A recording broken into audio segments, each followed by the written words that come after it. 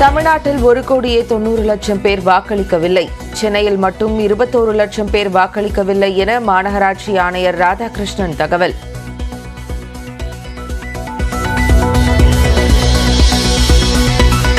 தமிழ்நாட்டில் மக்களவைத் தேர்தலுக்கான இறுதி வாக்கு சதவீதத்தை அறிவிப்பதில் தாமதம். தரவுகளை இணையதளத்தில் பதிவேற்றும் பணி நடைபெற்று வருவதாக தலைமை தேர்தல் அதிகாரி சத்யபிரதா சாஹூ தகவல்.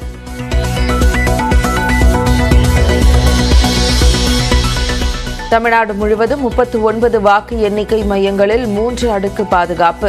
24 மணி நேரமும் சிசிடிவி மூலம் கண்காணிக்க ஏற்பாடு.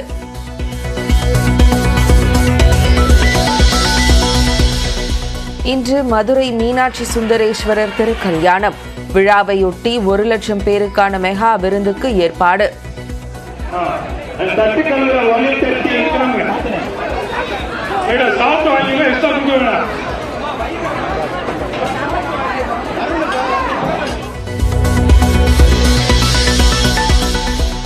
அமேதியைப் போல் வயநாட்டிலும் ராகுல் காந்திக்கு தோல்வியே கிடைக்கும். மகாராஷ்டிராவின் நாந்தை பகுதியில் நடந்த பரப்புரை கூட்டத்தில் பிரதமர் மோடி பேச்சு.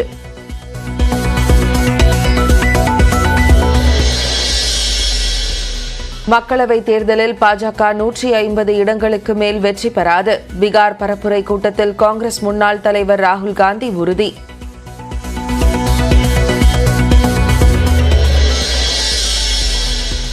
பாஜக ஆட்சி அமைத்தால் புதிய வடிவில் மீண்டும் தேர்தல் பத்திர திட்டம் கொண்டு வரப்படும். மத்திய நிதியமைச்சர் நிர்மலா சீதாராமன் பேட்டி.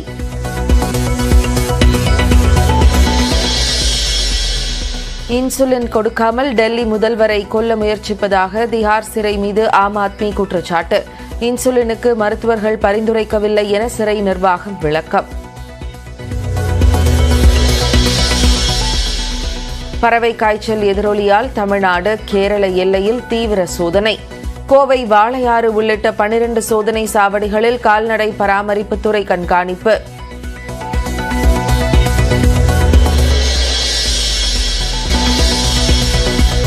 அனைவருக்கும் கல்வி திட்டத்தின் கீழ் அரசு செலவில் தனியார் பள்ளிகளில் சேர நாளை முதல் விண்ணப்பிக்கலாம். ஆன்லைனில் மே 20ஆம் தேதி வரை விண்ணப்பங்களை சமர்ப்பிக்கலாம் என அறிவிப்பு.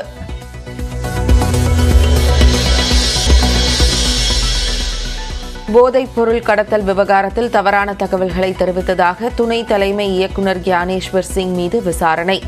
போதைப் பொருள் தடுப்பு பிரிவு இயக்குநர் உத்தரவு.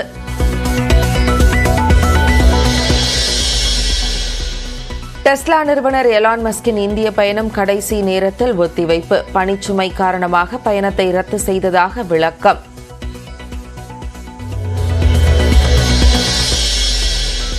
பாரிஸ் ஒலிம்பிக் போட்டிக்கு இந்திய மல்யுத்த வீராங்கனைகள் 3 பேர் தகுதி. வினேஷ் போகத், அன்ஷு மாலிக், ரித்திகா ஆகியோருக்கு வாய்ப்பு.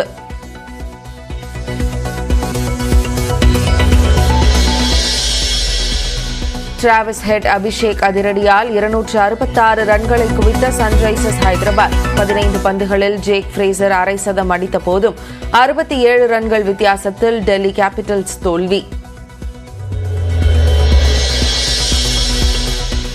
முதல் 6 ஓவர்களில் 125 ரன்கள் குவித்து சாதித்த ஹைதராபாத் அணி.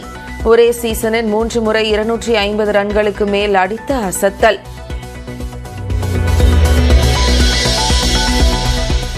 ஈரோடு, மதுரை உள்ளிட்ட 12 இடங்களில் 100 டிகிரி ஃபாரன்ஹீட்டை கடந்து கொளுத்திய வெயில்.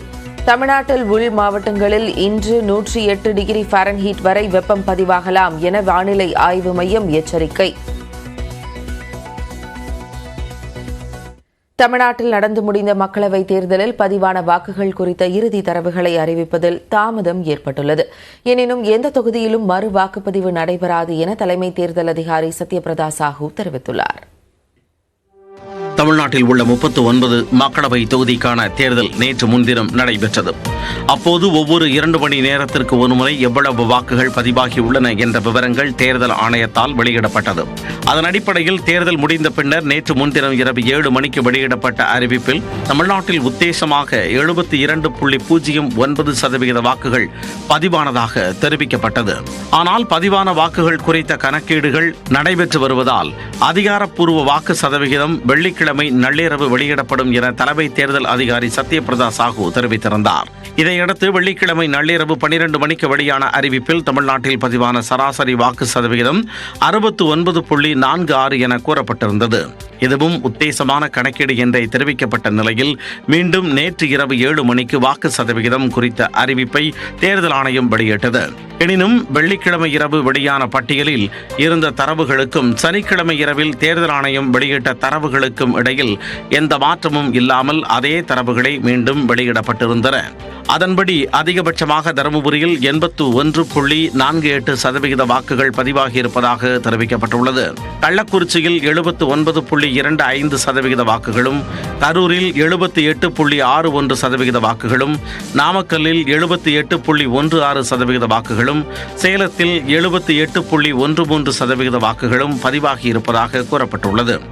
இதேபோல குறைந்தபட்சமாக மத்திய சென்னை 53.91%, தென் சென்னை தொகுதியில் 54.27% வாக்குகளும், வட சென்னையில் 60.13% வாக்குகளும் பதிவாகியுள்ளன. ஸ்ரீபெரும்புதூர் தொகுதியில் 60.21% வாக்குகளும், மதுரையில் 61.92% வாக்குகள் மட்டுமே பதிவானதாகவும் தேர்தல் ஆணையம் குறிப்பிட்டுள்ளது. அனைத்து மக்களவை தொகுதிகளிலும் பதிவான வாக்குகளை கணக்கீடு செய்யும் பணி தொடர்ந்து நடைபெற்று வருவதாகவும் தேர்தல் ஆணையம் தரப்பில் தெரிவிக்கப்பட்டுள்ளது. முதலில் வாக்குச்சாவடி வாரியாகவும் பிறகு சட்டப்பேரவை தொகுதி வாரியாகவும் வாக்குப்பதிவு விவரங்களை இணையதளத்தில் பதிவேற்றும் பணிகள் நடைபெற்று வருகின்றன. குறிப்பாக ஆண்கள், பெண்கள், 3ஆம் பாலினத்தவர் என தனியாக பிரித்து தரவுகளை சேகரித்து அவற்றை இணையதளத்தில் பதிவேற்றும் பணிகள் நடைபெற்று வருவதால் இறுதி வாக்கு சதவிகிதத்தை அறிவிப்பதில் தாமதம் ஏற்பட்டுள்ளதாக தகவல் வெளியாகியுள்ளது. எனினும் கடைசியாக அறிவிக்கப்பட்ட வாக்குப்பதிவு விவரங்களில் மிகச்சிறிய அளவில் மட்டுமே மாற்றங்கள் ஏற்பட வாய்ப்புள்ளதாகவும் கூறப்படுகிறது. கடைசியாக வெளியான விவரங்களின்படி தமிழ்நாட்டில் மொத்தம் உள்ள 6,23 லட்சம் வாக்காளர்களில் சுமார் 4,32 லட்சம் பேர் வாக்களித்துள்ளனர் என்பதும், சுமார் 1,90 லட்சம் பேர் வாக்களிக்கவில்லை என்பதும் தெரியவந்துள்ளது. இந்நிலையில் வாக்காளர்களின் பெயர்கள் அதிக அளவில் நீக்கப்பட்ட இடங்களில் மறு வாக்குப்பதிவு நடத்த வேண்டுமென பாஜக உள்ளிட்ட கட்சிகள் தேர்தல் ஆணையத்திடம் புகார் அளித்திருந்த நிலையில் தமிழ்நாட்டில் எந்த ஒரு மக்களவை தொகுதியிலும் மறு வாக்குப்பதிவு நடத்துவதற்கு தேர்தல் ஆணையத்திடம் பரிந்துரைக்கவில்லை என தலைமை தேர்தல் அதிகாரி சத்யபிரதா சாஹூ தெரிவித்துள்ளார்.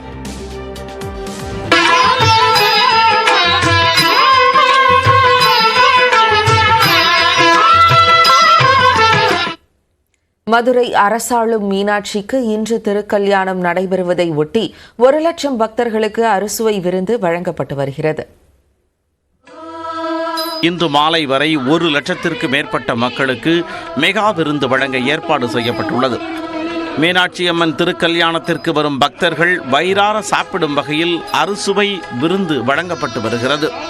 கேசரி, சர்க்கரை பொங்கல், வெண்பொங்கல், தக்காளி சாதம், சாம்பார் சாதம், தயிர் சாதம் என பரிமாறப்படும் உணவுகளின் பட்டியல் நீண்டு கொண்டே செல்கிறது.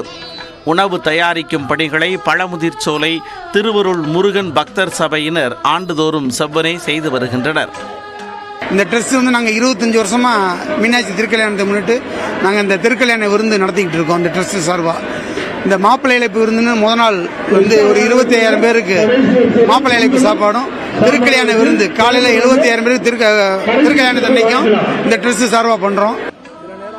இந்த விருந்திற்கு தேவையான 6 டன் காய்கறிகள், அரிசி, பருப்பு, மளிகை பொருட்கள் அனைத்தும் நன்கொடையாக குவிந்துள்ளன. தங்கள் வீட்டில் நடக்கும் திருமண விழாவிற்கு வேலை செய்வதைப் போல காய்கறிகளை வெட்டுவது உள்ளிட்ட சமையல் பணிகளில் நூற்றுக்கணக்கானோர் தன்னார்வலர்களாக வேலை செய்கின்றனர். இதேபோல 300க்கும் மேற்பட்ட சமையற் கலைஞர்கள் எந்த ஊதியமும் பெறாமல் தடபுடலாக விருந்தை தயார் செய்கின்றனர். இது பண்றதுனால எங்களுக்குமே ஒரு ஹாப்பி. சரி, ஓகே, எல்லாரும் பெரியவங்க இருக்காங்க, நாங்க குட்டீஸ் இதனால பண்ண முடியுது. ஸோ ஒரு பீஸ் கிடைக்கும். சரி, ஓகே, நம்மளால என்னமோ வந்துட்டு யாருக்கும் என்னமோ பண்ண முடியுதுன்றதுனால இது அதே மாதிரி மீனாட்சி அம்மனுக்கு பண்றதுனால இது ரொம்பவே சந்தோஷம் தான். இது சேதுபதி மேல்நிலைப் பள்ளி வளாகத்தில் நேற்று தொடங்கிய மாப்பிள்ளை அழைப்பு விருந்தில் ஏராளமான பக்தர்கள் கலந்து கொண்டு உணவருந்தினர். இந்த மீனாட்சி திருக்கல்யாண சாப்பாடை நாங்க எப்பயுமே மிஸ் பண்ண மாட்டோம். வருஷம் அதாவது இங்க சேதுபதி ஸ்கூல்ல ஸ்டார்ட் பண்ணதுல இருந்து நாங்க வருஷம் கலந்துக்கிறோம். ரொம்ப சந்தோஷமா இருக்கும். நாளுக்கு நாள் மக்கள் கூட்டம் அதிகமாகிக்கிட்டே தான் போயிட்டே இருக்கு. அதனால எல்லா மக்களும் சின்ன குழந்தைல இருந்து எல்லாருமே சேவை செய்யறாங்க. ரொம்ப சந்தோஷமா இருக்கு. இதேபோன்று இன்று திருக்கல்யாணத்திற்கு வரும் பக்தர்கள் மெகா விருந்தில் கலந்து கொள்வது மட்டுமின்றி அம்மனின் திருமணத்திற்கு மொய் எழுதுவதை வழக்கமாக கொண்டுள்ளனர். மதுரை சித்திரை திருவிழாவின் முக்கிய நிகழ்ச்சியான மீனாட்சியம்மன் சுந்தரேஸ்வரர் திருக்கல்யாணம் காலை 8:30 மணிக்கு மேல் நடைபெறுகிறது. திருக்கல்யாண வைபவத்தை காண ஏராளமான பெண்களும் பக்தர்களும் மாசி வீதிகளில் குவிந்துள்ளனர். கூடுதல் விவரங்களை செய்தியாளர் கருணாகரனிடம் கேட்கலாம். கருணாகரன், அங்கு திருக்கல்யாண ஏற்பாடுகள் என்னென்ன செய்யப்பட்டிருக்கு, அது குறித்த விவரங்கள்.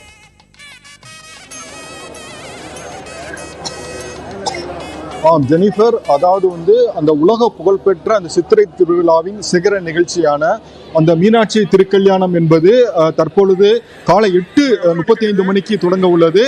இதற்காக அதிகாலையிலிருந்தே ஆயிரக்கணக்கான பக்தர்கள் குவிந்துள்ளனர். மேலும் அந்த திருவிழா திருக்கல்யாண நிகழ்வு நடைபெறக்கூடிய அந்த மண்டபத்தில் 12,000 நபர்களுக்கு அனுமதிக்கப்பட்டுள்ளனர். அவர்களுக்கு 500 ரூபாய் டிக்கெட் மற்றும் 200 ரூபாய் டிக்கெட் மூலமும் முன்னுரிமை அடிப்படையில் முதலாக பக்தர்கள் அனுமதிக்கப்பட்டுள்ளனர். எனவே மேலும் ஆயிரக்கணக்கான பக்தர்கள் குவிந்துள்ளதால் அந்த பக்தர்கள் கோவிலுக்கு வெளிப்புறம் உள்ள சித்திரை வீதிகளில் குவிந்துள்ளனர். அவர்கள் அங்கு அந்த LED ஸ்கிரீனில் அந்த நிகழ்வுகளை கண்டு களித்து வருகின்றனர். இந்த நிகழ்வின் முக்கியமாக திருப்பரங்குன்றத்திலிருந்து சுப்பிரமணிய சுவாமி இந்த நிகழ்வில் பங்கேற்காக புறப்பட்டு வந்துள்ளார். அதிகாலையில் மீனாட்சி அம்மனும் சுவாமியும் கிளம்பி புறப்பாடாகி சித்திரை வீதிகளில் வலம் தற்பொழுது 8 மணி அளவில் அந்த திருக்கல்யாண மேடையில் எழுந்துள்ள உள்ளனர். இந்த திருக்கல்யாண வைபவத்திற்காக 30 லட்சம் மதிப்பில் மலர்களால் அலங்கரிக்கப்பட்ட மேடை அமைக்கப்பட்டுள்ளது. வெளிநாட்டு மற்றும் உள்நாட்டு மலர்கள் அலங்கரிக்கப்பட்ட மேடைகள் அமைக்கப்பட்டுள்ளது. மேலும் இந்த திருவிழாவை முன்னிட்டு ஏராளமான பெண்கள் மாங்கல்யத்தை தானமாக வழங்கி வருகின்றனர். அவர்களால் முடிந்த அளவு தேவையான பொருட்களை தானமாக வழங்கி வருகின்றனர். எனவே அந்த மதுரையை தற்பொழுது விழா கோலமாக போன்றுள்ளது. ஒவ்வொருவரும் தங்கள் இல்ல திருமண விழா போல பாவித்து இந்த சித்திரை திருவிழா திருக்கல்யாண நிகழ்வை கண்டுகளித்து வருகின்றனர். இந்த நிகழ்வை தொடர்ந்து அந்த மண்டபத்திற்குள் உள்ள 12,000 பக்தர்கள் போக சித்திரை வீதியில் அங்கங்கே அமைக்கப்பட்டுள்ள LED ஸ்கிரீனில் குவிந்துள்ளனர். எனவே அந்த விவரங்களை அளித்தமைக்கு நன்றி கருணாகரன்.